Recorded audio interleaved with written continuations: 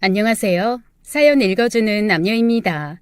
오늘도 와주셔서 감사드리며 그럼 오늘의 사연 바로 소개해드리겠습니다. 너는 어떻게 된 여자애가 이렇게 게으르냐? 이렇게 더럽게 살림해서 이혼당한 거 아니야? 여보, 당신 무슨 말을 그렇게 해. 내 아픔까지 사랑해준다고 그래서 재혼한 거잖아. 내가 뭐 없는 말 지어서 한 것도 아닌데 뭘 그래? 애 들으니까 그만해. 알았어. 알았다고. 5살짜리 아이를 키우며 집안이 조금만 어질러져 있어도 남편은 제게 막말을 쏟아내었습니다. 저는 지금의 남편과 재혼을 했어요. 이른 나이에 첫 번째 결혼을 했다가 후회를 하고 이혼을 했고 두 번째 남편을 만나 결혼을 했습니다. 여자로서 재혼을 한다는 게 정말 힘든 결정이었지만 이 남자라면 저의 모든 아픔을 다 덮어주고 행복하게 해줄 것이라고 생각만 하고 결정 내렸었죠. 연애 시절에는 손 하나 꿈쩍도 하지 않을 정도로 오만 가지를 다 해주던 모습이었기에 조금의 의심도 하지 않았던 제 잘못도 큽니다. 오래된 경기도 외곽 아파트지만 40평에 달하는 큰 평수였기에 치워도 늘 끝이 없다고 생각을 했던 건 맞아요. 더군다나 아들이 떼쓰는 것도 심하고 장난이 워낙 심한지라 장난감은 물론이고 물건들이 제자리에 정리되어 있는 꼴을 보지 못했었죠. 남편은 퇴근을 하고 집에 와서는 마치 집안 곳곳을 감시하듯이 기웃거리며 제게 잔소리를 퍼부었습니다. 물론 결혼하고 바로 그랬던 건 아니었어요. 신혼 초에는 연애 때와 같이 제게 매우 잘해주었고 세상에 있는 복은 제가 다 받았다고 생각할 정도로 행복했었습니다. 가진 게 아주 많은 사람은 아니었어도 그런 따뜻한 마음 하나하나가 어쩌면 그렇게 좋던지 매일매일 웃음이 떠나질 않았었죠. 그러던 남편이 조금씩 변하기 시작한 것은 우연하게 제가 내뱉은 말 한마디 때문이었는데요. 함께 TV를 보다가 좋은 드라이브 장소가 나왔었는데 제가 그걸 보고 저기 좋지 않았었냐고 하는 말을 듣고는 버럭 소리를 지르며 본인은 아니라고 했습니다. 나랑 저기를 갔다고? 나 전혀 기억이 없는데. 야, 너 딴 놈이랑 갔던 걸 착각하는 거 아니야?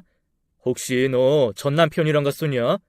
그 놈이랑 저런 데 싸돌아다니며 뭐 했는데? 뭐라고? 자기야, 당신 왜 그래? 우리 연애할 때 저기 갔었어. 나 분명히 기억해. 나 운전 연습 시켜준다고 자기가 일부러. 됐다. 이래서 사람들이 과거 있는 여자는 안 된다고 하는 거구나. 내가 미쳤어. 과거 있는 여자를 내가 왜... 아휴, 그 놈이랑 저기서 좋았냐? 어? 뭐 했냐? 어? 자기야, 아니야. 아니라니까. 잘 생각해봐, 제발. 왜 그래? 아무리 설명을 해도 남편은 제 말을 듣지 않았고 자기가 오해하고 싶은 대로 오해해버렸습니다. 그리고 그 후로부터는 은근히 무슨 말만 하면 저의 과거에 대해서 이야기를 꺼내는 것 같았죠. 옛날에도 이런 거 먹었어? 그때는 주말에 뭐 했어? 하루 종일 붙어있을 시간 아냐? 뭐? 그런 걸 왜 물어봐? 자기야, 왜 이렇게 쓸데없는 과거에 연연해? 솔직히 자기 이러는 거, 물어보는 거 나 너무 불편하다고. 나쁜 뜻으로 물어본 거 아니야. 아이, 뭐하고 지냈는지 좋은 아이디어 있으면 좀 따라해보려고 물어본 거지. 왜 이상하게 생각하고 난리야? 남편의 말에는 뼈가 있었어요. 그때 제가 임신한 줄 몰랐더라면 차라리 빨리 이혼이라도 할 것을 그때 이혼하지 못한 것이 정말 후회가 되었습니다. 남편의 비아냥거림이 시작되고 얼마 후 저는 임신했다는 걸 알았죠. 며칠씩 미열이 있는 것 같았고 몸도 무겁고 컨디션도 영 꽝이더라고요. 다행히 전 남편과의 아이는 없었지만 모든 게 조심스러운 재혼녀라 아이는 늦게 가지고 싶었지만 갑작스럽게 아이가 생기고 말았습니다. 생각해보니 남편이 제대로 저희의 계획을 지키지 않은 것 같아요. 나중에 싸우면서 말을 해보니 저의 모든 것이 의심스러워서 일부러 아이를 만들 계획을 혼자 갖고 있었다고 했습니다.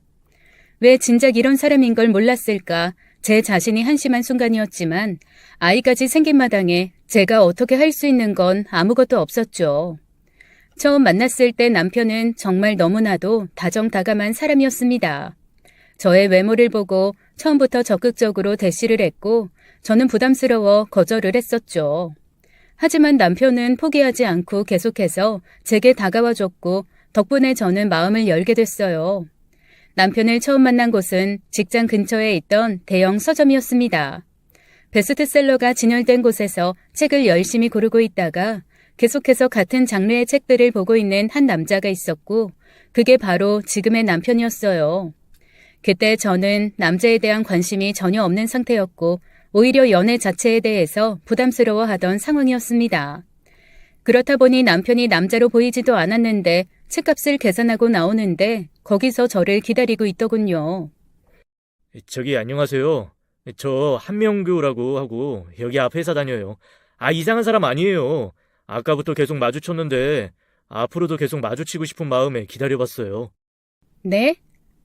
네. 반갑습니다. 근데 제가 선약이 있어서 이만 가볼게요. 그럼 저기 연락처라도 받을 수 있을까요? 저 진짜 진심으로 또 마주치고 싶어요. 저도 제가 왜 이러는지 모르겠는데 진짜 이상한 사람 아니고요. 멀쩡한 사람이에요. 네. 그게 아니라 제가 좀 지금 사정이 그래서요. 아무튼 감사합니다. 이만 가볼게요. 저는 뒤도 돌아보지 않고 재빨리 그 서점을 빠져나와 버렸어요. 이혼의 아픔을 겪고 남자에 대한 불신, 그리고 두려움을 갖고 있었는지라 또다시 그런 길로 들어가고 싶지 않았던 것 같습니다. 키도 크고 선한 인상을 가졌던 그 남자가 집으로 가는 길 내내 계속 떠올랐지만 이내 마음을 접고 다시 생각하지 않기로 다짐하고 그로부터 일주일 후쯤에 놀라운 일이 벌어졌어요. 퇴근 후에 지하철역으로 걸어가고 있었는데 그때 서점에서 만난 그 남자가 제 앞에 딱 서 있지 뭡니까. 이제야 찾았네요. 이 근처 직장 다니는 거 맞구나. 저 기억하시죠? 혹시 모르는 척 하시는 건 아니겠죠? 어머 깜짝이야. 여긴 어떡해. 저 사실 그쪽 찾아 헤맸어요. 그 서점에 그 시간에 오시는 분들 대부분 이 근처 직장에 다니고 있는 거 뻔하잖아요. 그래서 조금 일찍 퇴근하고 지하철역 부근에 있으면 한번 마주치지 않을까 해서요. 저도 제가 왜 이러는지 모르겠어요. 그런데 정말 운명이라는 게 있나 봅니다. 그 남자는 진심을 다해서 제게 말을 하고 있었고 그 남자의 눈빛에 저는 그만 마음이 흔들리고 말았어요. 저를 이렇게 좋게 봐준 게 감사하고 고마워서 차를 한 잔 마시러 가게 되었고 그곳에서 그 남자가 이상한 사람이 아니라 지극히 멀쩡하고 괜찮은 사람이라는 걸 알게 되었죠. 괜찮은 직장에 다니고 있고 나이는 저보다 2살 위, 연봉도 높았고 살고 있는 동네도 학군이 좋은 비싼 땅값을 자랑하는 곳이었습니다. 말 하나하나에 진심이 담겨 있어 보였고 나쁜 사람이라는 생각은 단 1%도 들지 않았죠. 여태껏 운명적인 사랑 같은 것은 믿어본 적도 없지만 저를 마주치고 난 후 그런 느낌이 확 들었다고 했어요. 이래서 첫눈에 반한다는 말을 다들 하는 것 같다고 하면서 제 눈을 바라보며 자신의 진심을 말했습니다. 그러면서도 약간의 유머도 겸비했고 스포츠나 재테크에 관한 지식도 상당한 것 같았어요. 솔직히 저도 그런 부분에 관심이 많았기 때문에 대화가 참 잘 통한다는 느낌도 받았답니다. 제 상황상 남자에 대한 두려움 때문에 선뜻 다가가기가 어려웠지만 그래도 그 시간만큼은 정말 행복했어요. 저도 그 근처 제 직장을 알려주게 되었고 서로 연락처까지 교환하며 그날의 만남은 마무리가 되었습니다. 저녁에 집에 들어가니 동생이 제 얼굴 표정만 보고 무슨 일이 있느냐고 묻더군요. 제 입이 귀에 걸렸다고 하면서 말이죠. 고민 끝에 동생에게 그날의 일을 다 털어놓고 걱정이 된다라는 말을 했는데 동생은 오히려 이런 저를 바보 같다고 말했습니다. 언니, 세상에 결혼하는 사람도 많고 이혼하는 사람도 많아. 언니 이혼한 게 무슨 범죄 저지른 것처럼 큰일도 아닌데 왜 그렇게 그것만 계속 생각해? 별것도 아니라니까. 난 그래도 또 실패할까봐 그게 두려워서. 시작도 하기 전에 실패할 생각을 왜 해? 그냥 똥 밟았다 생각해. 편하게. 그리고 지금은 마음껏 즐기라고. 인생 한 번뿐인데 뭐 그렇게 생각하고 두려워하고 그러는 거야? 그냥 마음 가는 대로 해. 아니면 마는 거지. 그 사람이 내 과거 알면 나 싫어하지 않을까? 내가 그냥 내 마음대로 해도 되는 걸까? 아유, 이 답답아. 그러니까 그냥 확 까놓고 말해보고 싫다고 하면 관두고 괜찮다고 하면 만나라고. 이 답답이 착해 빠져가지고. 동생의 말을 들으니 저도 조금의 용기가 생겼던 것 같아요. 사실 그전까지만 해도 절대로 앞으로 몇 년간은 남자를 만나지 말자고 다짐했었는데 그날 이후 제 생각은 조금 바뀌기 시작했습니다.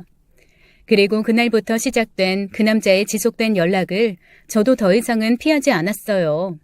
하루에도 몇 번씩 연락이 오는 그 남자와 사소한 것부터 시작해서 재미있는 일상 얘기까지 전화와 문자로 나누었고 평일 저녁 퇴근 후 그 서점으로 가서 데이트도 즐겼습니다.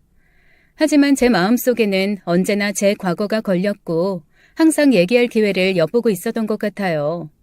이후로도 몇 번의 만남이 지속됐고 그 남자는 제게 점점 더 빠져들게 되는 듯 보였습니다.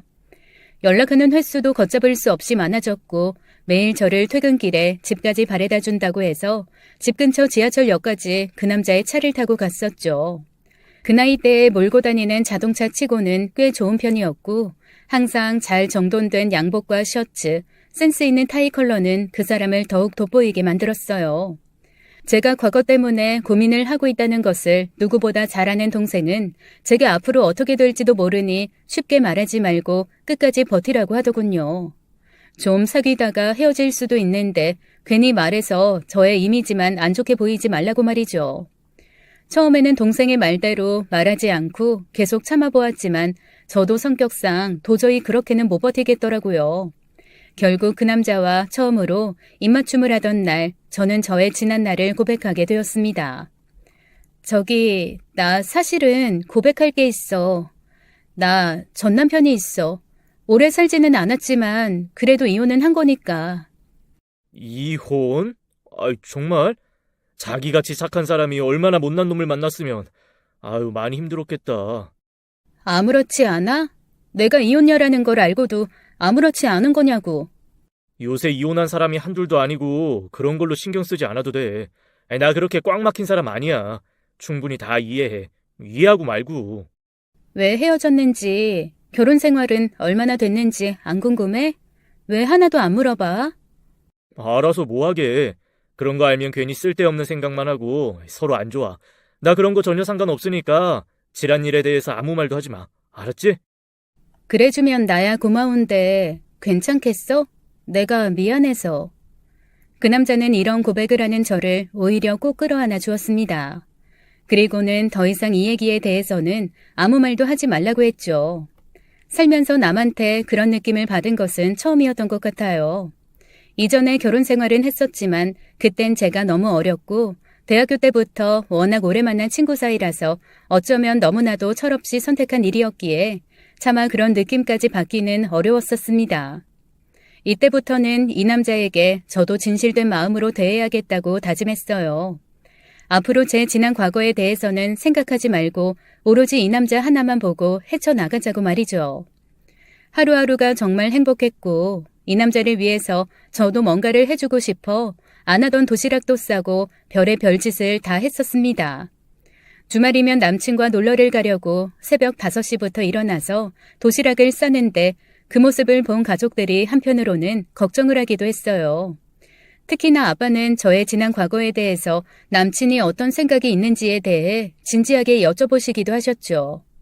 네가 그렇게 얘기하니 나도 너무 좋긴 하다만 그래도 남자라는 동물은 쉽게 여자의 지난 일을 잊지 못하는 법이거든. 아이, 더군다나 그 집 부모는 이 사실 모르고 계신다면서. 응, 아빠. 그래도 남자친구가 다 이해한다고 했고 또 부모님도 오픈마인드라고 하시니까 난 그냥 그 말만 믿고 따라가려고 해요. 아빠는 그래도 걱정이 되네. 아이, 우리 딸이 어디 가서든 예쁨을 받으면 좋지만 아이, 그래도 혹시나 그 집 부모들이 그 사실을 알고 반대할 수도 있고 또 박군이 너랑 다투거나 할 때 아이, 괜히 네 과거 얘기할까봐 걱정도 되고. 에휴, 부모 마음은 다 이럴 거다. 아빠, 걱정하지 마. 이 사람 정말 착하고 나를 누구보다 많이 사랑해주는 사람이야. 나 지금 너무 행복하고 그리고 앞으로도 좋은 일만 있을 것 같아. 예감이 정말 좋다니까. 아빠, 걱정시켜드려서 미안해. 아빠의 걱정은 뒤로 한 채 저는 남자친구와 신나게 연애를 즐겼습니다. 회사가 가깝다 보니 점심시간에도 자주 만났고 퇴근 후에는 거의 매일 함께 시간을 보냈던 것 같아요. 남자친구는 아주 가끔씩 회사에서 야근과 회의를 해서 연락이 잘 안 된 적은 있었습니다. 하지만 저도 직장 생활을 하고 있는 사람인지라 그 정도는 충분히 이해할 수 있었어요. 그 외적으로 남친이 제게 해주는 것이 상당히 많았었으니까 말이죠. 남친과의 행복한 연애가 1년이 조금 지난 후에 제 여동생과 함께하는 자리가 생겼습니다.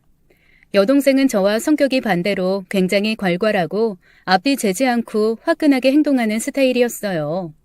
처음 만나는 자리였지만 제가 하도 남친에 대한 얘기를 많이 해서 그런지 전혀 어색함 없이 남친을 대하는 여동생이 참 씩씩하다는 생각도 들었죠. 분위기 메이커 역할을 톡톡히 하는 모습이 저보다도 언니 같아 보였을 정도니까요. 특히나 얘기하기 힘든 부분도 서슴지 않고 말을 꺼냈었는데 그중에는 저의 지난 과거에 대한 얘기도 있었습니다. 우리 언니 있잖아요. 완전히 얌전한 고양이과예요. 착해 빠져가지고 남자가 하자는 대로 그대로 다 질질 끌려다니고. 아유, 바보. 저 같으면 절대 그때 결혼도 안 했을 텐데. 언니가 좀 많이 착하긴 하죠. 착하고 예쁘고 성격도 좋고 뭐 하나 빠지는 게 없으니 남자들한테 인기가 많은 거 아닐까요? 어머나, 여기서 언니 편 되는 거예요? 우리 언니가 잘나긴 했죠. 거절을 못해서 그렇지. 옛날 형부도 성격은 참 좋았어요. 언니랑 대학교 1학년 때부터 5년을 연애하고 결혼했으니까 저도 진짜 가족처럼 지냈거든요. 잘생기고 성격도 좋고 진짜 다 괜찮았는데 지금 생각하면 좀 아깝기도 하고. 5년이요? 결혼 생활이 얼마 안 됐다고 해서 짧은 줄 알았더니 그렇게 오래 만났어요? 얼마나 잘생기고 성격이 좋길래요. 그렇게 얘기하니 너무 궁금하네. 못 들었어요? 아주 둘이 주고 못 살았어요. 그 형부 군대 갔을 때 울고불고 면회 간다고 하고 아마 지금도 집에 그때 쓴 편지랑 사진들이 수두룩할걸요? 여동생과 남친은 술에 많이 취한 상태였는데 계속 대화의 선을 넘고 있었습니다. 저는 옆에 앉은 여동생을 팔꿈치로 툭툭 치면서 그만하라는 신호를 보냈지만 그것마저 우스갯소리로 넘기면서 계속해서 더 말을 하더군요. 그렇게 술자리가 끝이 나고 집으로 돌아가는 길에 남친은 이상하게 저를 제대로 쳐다보지 않는 것 같았습니다. 단 한 번도 느끼지 못했던 뭔가 차가운 행동이 느껴졌고 저는 그게 계속 신경이 쓰여서 그날 밤 잠도 자지 못했어요. 다음날 동생에게 이 말을 했는데 동생은 제가 너무 속 좁게 생각하는 것이라면서 쓸데없는 생각은 하지도 말라고 했죠. 언니는 이게 문제야. 사람이 왜 이렇게 속이 좁고 옹졸하냐? 제발 쓸데없는 생각하지도 말라고. 만약에 진짜 언니 말대로 그것 때문에 그 오빠가 삐진 것 같으면 진짜 사람도 아니다. 당장 헤어져야지. 겉으로는 괜찮다고 했다가 그게 뭐냐? 그러니까 네가 말을 너무 쓸데없이 많이 한 거야. 알았어? 언니, 아닌 놈은 애초에 잘라버리는 게 괜찮아. 만약에 어제 그런 농담, 그런 걸로 삐진 거면 진짜 당장에 헤어져. 알았어? 여동생의 말을 듣고 남친의 행동을 유심히 살펴봤는데 정말 삐진 게 맞는 것 같았어요. 제대로 연락도 하지 않고 제가 먼저 연락을 해도 단답형으로만 문자가 왔고요. 그리고 그날 저녁에는 퇴근 후 급한 회의가 잡혔다고 하면서 연락이 두절되었습니다. 차마 이 얘기를 여동생에게는 하지 못한 채 그저 속으로 혼자만 끙끙 앓았어요. 괜히 얘기하면 또 헤어져라 어째라 할 게 뻔하니까요.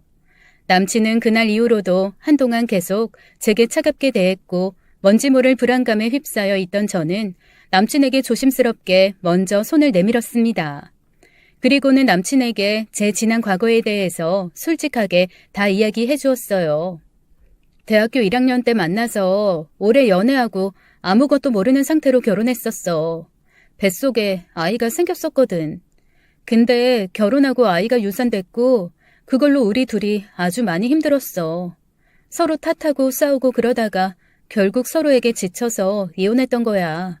자기한테 말하려고 했는데 자기가 괜찮다고 해서 말을 못했었네. 난 그렇게 오래 연애하고 그런 줄은 몰랐지. 그냥 그러려니 했는데 자기 동생이 그날 하도 친한 형부 자랑을 하니까 나도 모르게 울컥했었나 봐. 미안해 자기야. 다 지난 일인데 내가 또 괜히 심술 부렸네. 아니야, 미안하긴. 다 내가 했던 일인데 뭘. 그나저나 자기 부모님은 내 과거 모르시지? 모르시지. 괜히 얘기할 필요 없어. 우리 부모님 굉장히 오픈마인드셔. 그런 거 아마 나중에 알게 되셔도 전혀 상관없다 하실 거야. 나 어렸을 때 외국에도 살아서 완전 미국 마인드라니까. 그래도 자기랑 연애를 이렇게 하고 있는데 말은 해야 되는 거 아닐까? 아무리 오픈마인드라고 하셔도 자기 자식이랑 연애하는 건데 어떻게 다 괜찮으시다고 하겠어. 내가 너무 죄송해서.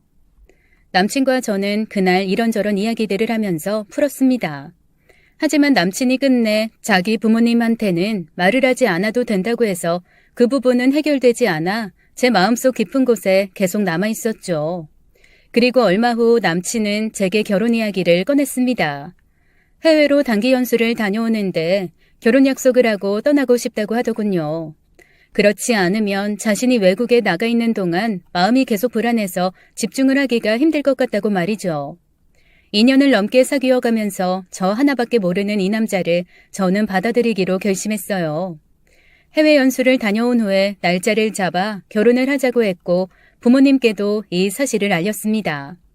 부모님은 걱정을 많이 하시긴 하셨지만 워낙에 제가 한 번의 이혼으로 많이 신중해진 걸 아셔서 반대를 하진 않으셨죠. 그렇게 남친은 6개월의 해외 연수를 떠났고 저는 홀로 심심하게 회사를 다니고 있었습니다. 처음에는 하루에도 몇 번씩이나 영상통화를 해오던 남친이었지만 제가 가끔 전화를 걸 때면 연결이 되지 않은 적이 많더군요. 그래도 시차도 다르고 서로 상황이 있으니 이해하고 넘어가려고 했지만 어쩔 때는 수화기 너머로 여자 용품들이 보이기도 했었어요. 항상 남친과 영상통화를 했었는지라 남친의 집 내부도 볼 수 있었는데 여자 화장품들이 탁자 위에 올려져 있는 것을 언뜻 본 것 같았죠. 남자친구는 당연히 아니라고 했고 그때 잠시 전화는 끊겨졌습니다. 잠시 후 다시 걸려온 전화에서 깨끗하게 정리되어 있는 탁자를 보여주면서 자신을 의심하지 말라는 말을 하더군요. 자기 혹시 나 의심하는 거야? 정말 그런 거야? 나는 자기 과거까지 다 보듬어줬는데 정말 이럴 거야? 나 완전 서운해. 아니야, 의심은 무슨 의심. 내가 자기를 왜 의심해? 절대 아니니까 그런 생각하지 마, 어? 지나치게 화를 내는 남친을 진정시키고 몇 달이 지난 후에 저는 우연히 제 전남편을 마주치게 되었습니다. 제가 자주 가는 회사 앞 서점을 들렸는데 글쎄 그곳에 전남편이 있는 거예요. 전남편은 저와 좋아하는 음악, 책, 음식들이 매우 비슷했었기에 이 서점 부근에서 식사도 많이 했었죠.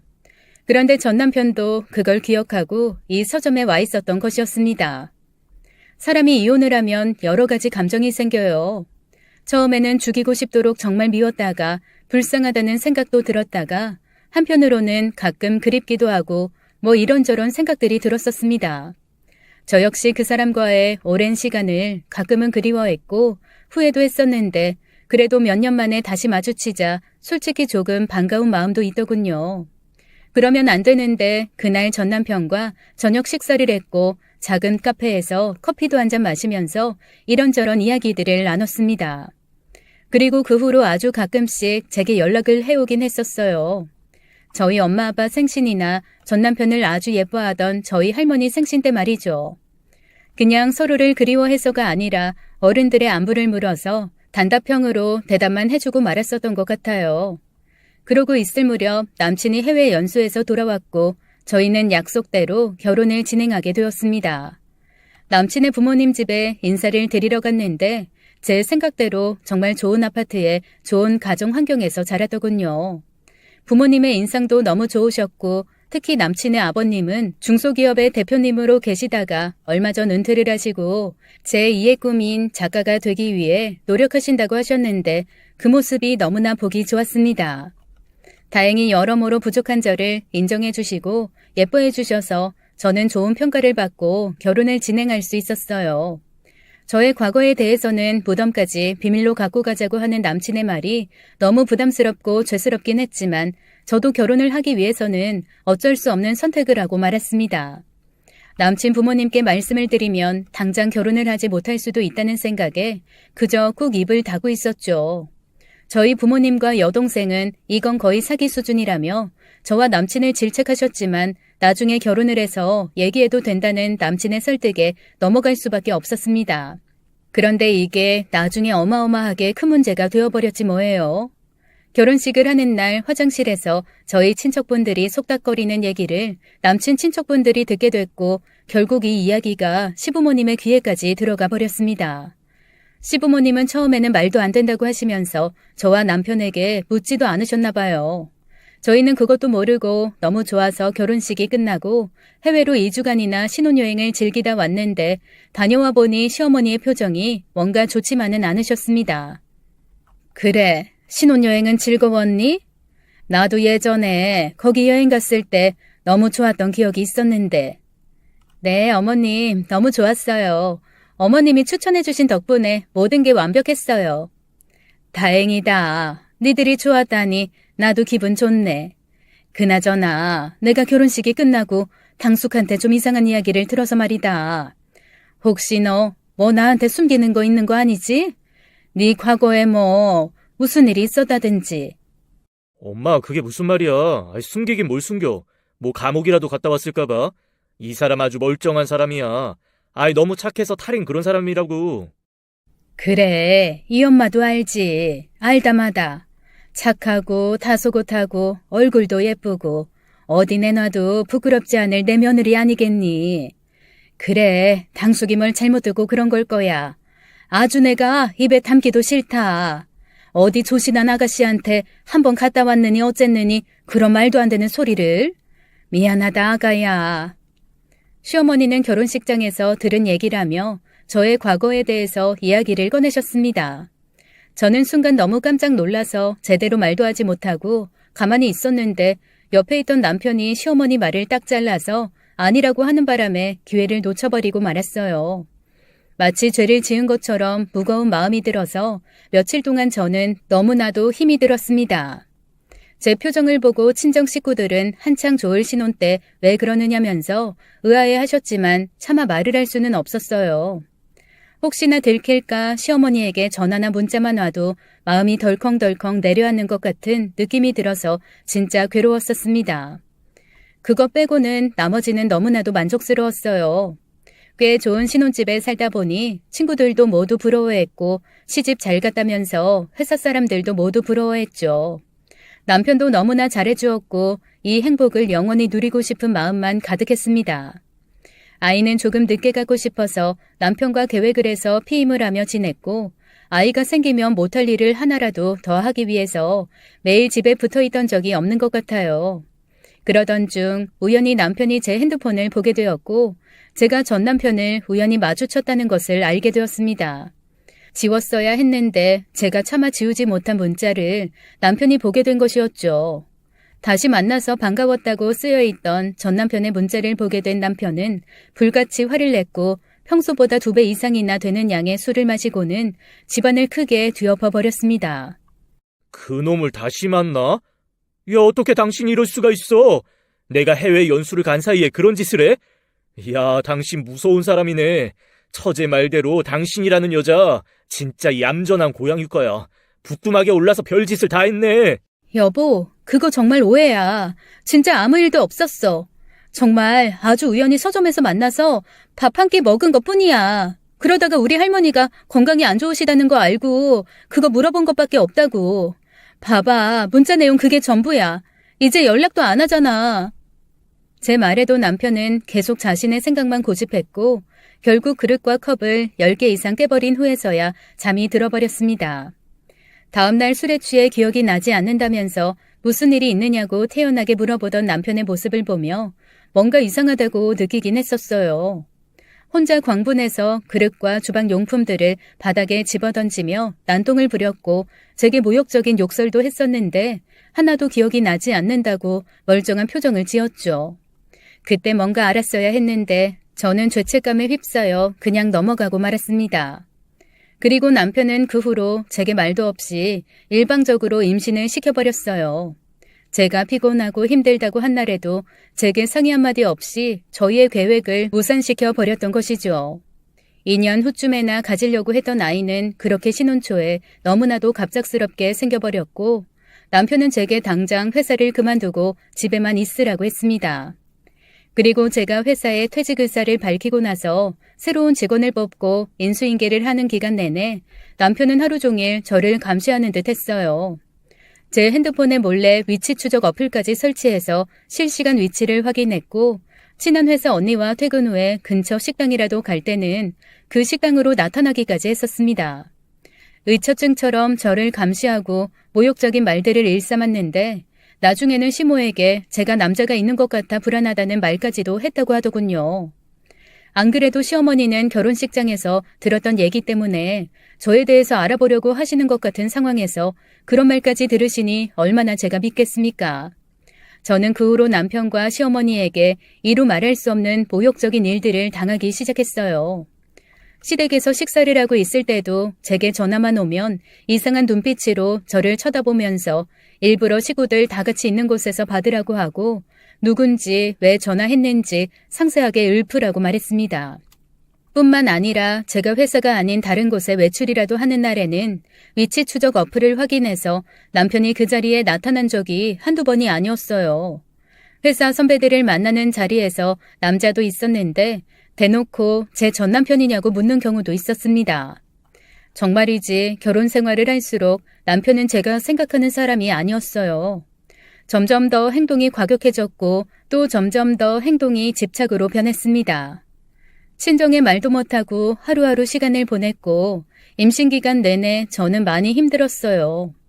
남편이 순간순간 물어보는 남편의 말도 안 되는 억지에 마음고생을 얼마나 했는지 모릅니다. 오늘은 그놈한테 연락 안 왔디? 아이, 그 자식 내가 한번 낯짝을 봐야 하는데.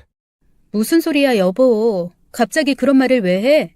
연락하고 지내지 않는다고 했잖아. 정말이지 왜 그래? 아니, 당신이 과거가 있으니까 내가 이러지. 내가 쓸데없이 왜 의심을 하겠어. 당신이 한 짓이 있으니까 그러는 거지. 뱃속의 아이는 확실하겠지? 조심해라. 우리 엄마가 안 그래도 요즘 너 하는 짓 잘 살피고 있으니까. 뭐? 뱃속의 아이가 어쩌고 저째? 무슨 말을 그렇게 해? 당신 지금 나 의심해? 뱃속에 애기한테 무슨 그런 말이 다 있어. 이거 당신 계획이잖아. 당신이 혼자 마음대로 만들어 놓은 악이라고. 의심이라는 것도 아무나한테나 하는 게 아니야. 뭔가가 구린 뒷배경이 있는 사람한테 하는 거지. 남편의 어이없는 발언에 정말 많은 상처를 받았고 얼마나 많은 눈물을 흘렸는지 몰라요.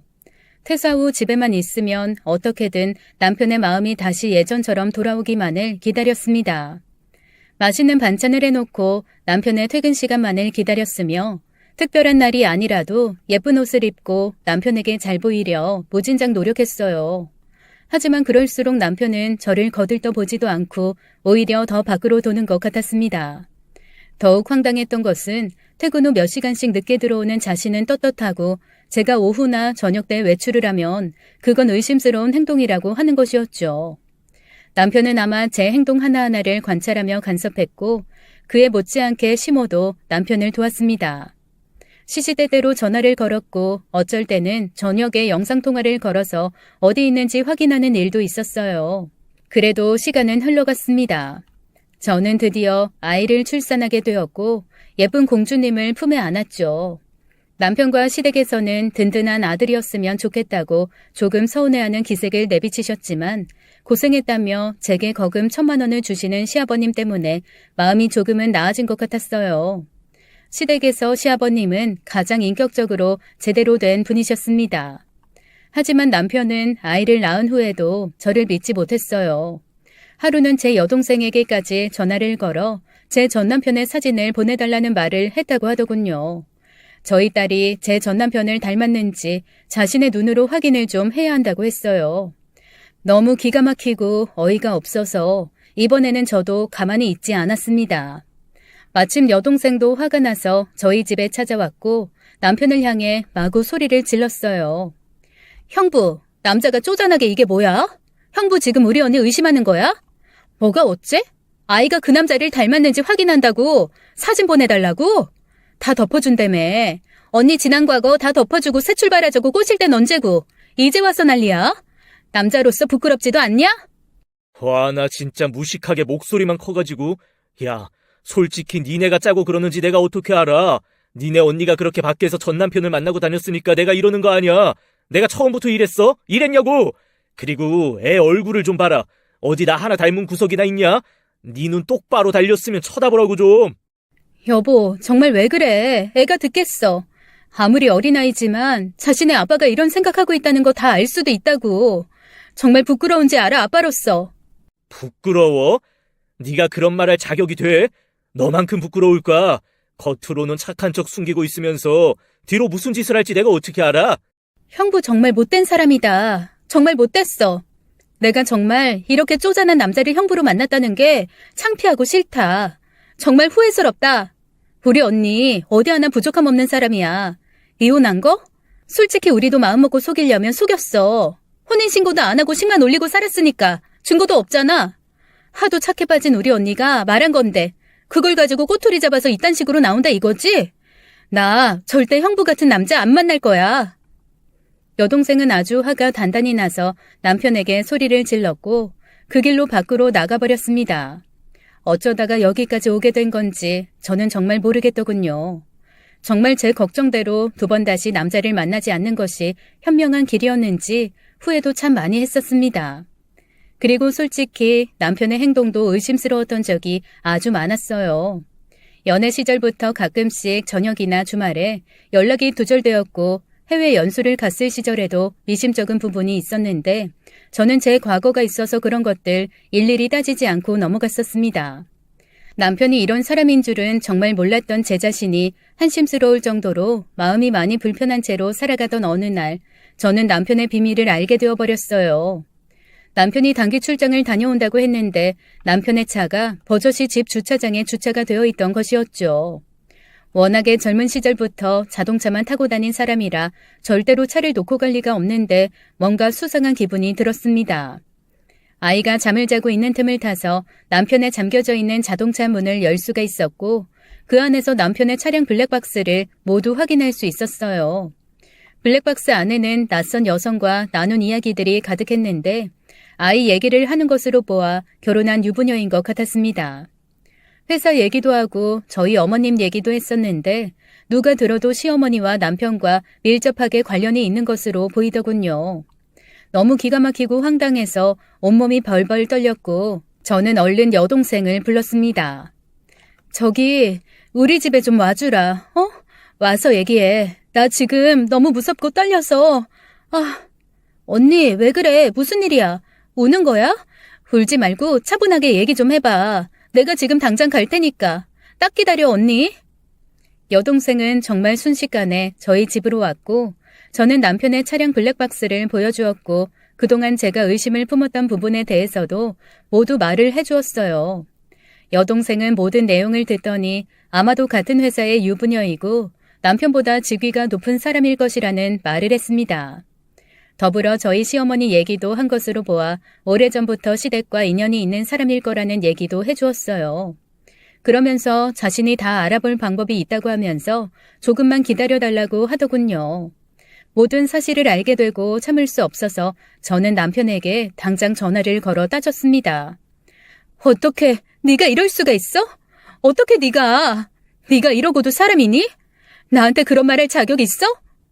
남편은 제 말이 끝나기도 전에 바로 전화를 끊어버렸고 그 즉시 시어머니에게 저의 과거에 대해서 이야기를 한 모양이에요. 시어머니에게 당장 전화가 와서는 제게 폭언을 하기 시작했습니다. 이 앙큼한 년, 네가 감히 우리 집안을 모독해? 너 과거 있는 년이라며? 이 더러운 걸레 같은 것, 얌전하게 착해 빠진 표정을 하고 네가 어떻게 이런 짓을 벌일 수가 있니? 이거 엄연히 사기야, 사기. 너 내가 가만둘 줄 알아? 사기죄로 당장 고소할 거야. 이게 어디서? 어머님, 그게 죄송해요. 죄송합니다. 그이가 비밀로 하자고 해서 그래서 나중에 말씀드리려고 했어요. 어머님, 정말 죄송합니다. 아무리 우리 아들이 그랬기로써니 네가 감히 어떻게 우리 집안을 속여먹니? 양심이라는 게 있는 거야? 네가 낳은 애는 우리 아들 씨가 맡긴 한 거니? 아주 이 앙큼한 것 내가 믿을 수가 있어야지 하나라도. 어머님, 오래전 일이에요. 제발 그런 말씀하지 말아주세요. 제발요 어머님. 도대체 너라는 애 교육을 어떻게 시킨 건지 내가 니네 부모 좀 만나봐야겠다. 아주 우리 집안을 기만하고 딱 속이고 딸년을 시집 보내다니. 아이고, 내가 아주 제명에 못 산다 못 살아. 시어머니는 저와의 전화를 끊자마자 곧바로 저희 친정집으로 가신 것 같았어요. 저는 걱정이 되긴 했지만 설마 하니 진짜 가실 줄은 몰랐습니다. 얼마 후 친정집이 난리가 난 모양이에요. 시어머니와 시이모님이 찾아와서 제 방이 어디냐고 묻더니 책상부터 옷장까지 샅샅이 뒤지셨다고 하셨죠. 그리고는 그곳에서 지난 앨범을 뒤져서 오래된 제 사진을 발견하셨다고 했습니다. 그 사진 속에는 대학교 시절에 제가 있었는데 그 당시 남친이던 전 남편과 찍은 사진도 있던 모양이에요. 지난 결혼 때 사진들은 하나도 남김없이 다 버리고 없앴다고 생각했는데 저도 모르게 그런 오래된 사진들 몇 개가 남아 있었나 봅니다. 여동생은 바로 제게 전화가 와서 시어머니와 시이모님이 이런 짓을 벌이고 갔다는 이야기를 해주었고 저희 친정 부모님은 시어머니에게 무릎을 꿇고 싹싹 빌었다고 했어요. 언니, 진짜 언니 시댁 사람들 어떻게 다 하나같이 이 모양이야? 자기 자식 불륜 저지르고 다니는 꼴은 생각도 안 하고 어떻게 그래? 언니 가만 있을 거야? 이대로 가만 있을 거냐고. 그 인간들 아주 부셔버려야지. 내가 엄마 아빠 쓰러질까봐 아무 얘기 안 했는데 솔직히 언니보다 더 나쁜 건 형부 아니냐고. 내가 친구한테 부탁해서 형부 불륜 다 알아냈어. 회사에 누군지도 알아냈고. 그만해. 제발 그만해. 나 어떻게든 당분간은 참을 거야. 우리 정민이 생각해서 그러면 안 돼. 나 우리 정민이 아빠 없는 아이 만들고 싶지 않아. 내가 어떻게 내 딸을 그렇게 만드니? 그만하자. 우리 덮고 살자. 나 우리 시어머니한테 빌 거야. 어쨌든 내가 잘못한 거잖아. 언니는 우리 엄마 아빠가 불쌍하지도 않냐? 언니도 이혼할까봐 그것만 겁나? 형부, 언니 평생 과거로 들먹이면서 못 살게 굴 텐데 그거 어떻게 참고 살려고 그래? 이제는 우리 엄마 아빠한테까지 그럴 텐데. 언니 잘 생각해. 절대로 앞으로 행복하지 않을 거라고. 정민이도 행복하지 않을 거야. 여동생의 전화를 끊고 얼마나 울었는지 모릅니다. 한참을 울고 있으니 남편이 집에 돌아왔고 뒤이어 시어머니와 시이모님까지 집으로 왔어요. 어찌나 기가 막힌지 저희 집에 들어오자마자 제 딸의 칫솔부터 찾으셨죠. 네 딸 칫솔 어디 있냐? 우리 아들 칫솔이랑 같이 내놔라. 내가 당장에 유전자 검사라도 해봐야겠으니까. 이 더러운 것. 어디서 굴러먹다 온 게 우리 집에 들어와서는? 어머님, 이러지 마세요. 죄송해요. 너무 죄송한데 이건 아니에요, 어머님. 너 이거 놔라. 이 사진 좀 봐라. 너 네 전 남편이랑 다정하게 찍은 사진을 아직도 친정집에 보관하고 있던데 이걸 보고도 내가 믿기를 바라는 거니? 네가 전 남편 잊지 못해서 다시 만나서 뭔 짓을 하고 다니는지 내가 어떻게 알겠냐. 불쌍한 내 아들. 아이고, 불쌍하다. 어머님, 저희 집에 가셔서 왜 뒤지세요? 저는 순간 너무 화가 나서 시어머니에게 버럭 소리를 질렀습니다. 그러자 시어머니는 바로 제 뺨을 향해서 손바닥이 날라왔죠. 철썩하는 소리와 함께 제 얼굴은 옆으로 반쯤 돌아갔고 얼얼한 기운을 느끼기도 전에 또다시 한 대가 더 날아왔어요. 이 더러운 게 어딜 함부로 입을 놀려? 집을 왜 뒤져? 이게 지금 우리를 도둑 취급하는 거니? 너 같은 건 더 맞아도 싸. 그렇지, 엄마. 잘했어. 아주 인연은 맞아도 싸지. 엄마, 더 때려. 시어머니는 연이어 제게 뺨을 날렸고 옆에 있던 시이모님도 합세해서 제 뺨을 때리셨어요. 결국 순식간에 10대를 양쪽으로 맞은 저는 정신이 번쩍 들었고 그 다음에 날아오는 시어머니의 손목을 확 낚아챘습니다. 어머님, 지금 이게 뭐 하는 짓이에요? 어머님은 뭘 잘했다고? 어머님 아들은 뭘 잘했다고 절 때려요? 뭐가 어째? 감히 네가 어느 안전이라고 입을 함부로 놀려? 이게 정말 돌았나? 어머님 아들이 무슨 짓하고 돌아다니는지 어머님이 잘 아실 텐데요. 여보, 당신 회사에 있는 그 박 팀장, 당신이랑 아주 오래전부터 연인관계 맞지? 어머님도 아시는 분이죠? 제가 무슨 바보 천치인 줄 아세요? 아니, 당신 그게 무슨 소리야? 아이, 어디서 쓸데없는 소리를 짓거려? 나는 차라리 오래전에 이혼이라도 했지. 너는 뭐냐? 이 쓰레기 같은 놈아. 너 그년이랑 같이 해외 연수 가서 살았던 거 나 다 알아. 네 차 블랙박스에 아주 고스란히 다 녹화돼 있더라. 이 더러운 인간아. 내가 우리 딸 봐서 어떻게든 좀 참고 살라고 이렇게 아등바등하고 있는데 넌 도대체 뭐하는 인간이냐? 저는 얼른 제 여동생에게 전화를 걸어 집으로 와달라고 도움을 청했습니다.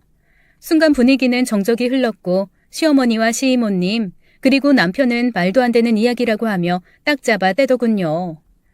아이고, 이게 이제 와서 불리하니까 지 서방을 끌어들여? 어딜 감히 우리 순진한 아들한테 그딴 소리를 해? 세상 사람들이 단어같이 더러운 줄 아니? 그래요? 그럼 제가 아버님한테도 여쭤볼게요. 아버님은 합리적인 분이시니까 제가 증거 보여드리면 믿으시겠죠. 게다가 어머님도 같이 아들 불륜을 동조했다고 하면 어떻게 생각하실까요? 이 사람 회사 사람들한테도 좀 물어볼까요? 아니, 이 되바라진 년 좀 보게나. 뚫린 입이라고 함부로 짓거려? 뭘 잘했다고 그래? 과거 있는 이 더러운 게? 실갱이를 하는 동안 여동생이 집으로 도착했고 제 이야기에 증인이 되어주었어요. 저와 달리 괴팍한 여동생이 있어서 얼마나 다행인지 몰라요. 눈물이 나오고 심장이 벌렁거려서 차마 하고 싶은 말이 더 있어도 못하고 있었는데 구세주같이 여동생이 등장했습니다. 여동생은 저의 빨개진 볼을 쳐다보더니 바로 제 얼굴을 사진 찍었어요. 뭐야? 때렸어? 언니, 이 아줌마들이 언니 때렸냐고. 이거 완전 폭행이네. 어디서 사람을 때려. 이거 다 증거로 넘길 테니까 그런 줄 알아요. 돈 좀 있는 척, 배운 척 하면서 어디서 이렇게 무식하게 행동해? 짐승들이 따로 없네. 뭐 짐승? 이게 정말 어디서 무식한 게 왔어는? 그래, 나 무식하다. 아무리 무식해도 결혼하고 해서는 안 될 행동쯤은 안다. 어쩔래? 아들이 바람 피우는 걸 동조해? 참나 기가 막혀서는.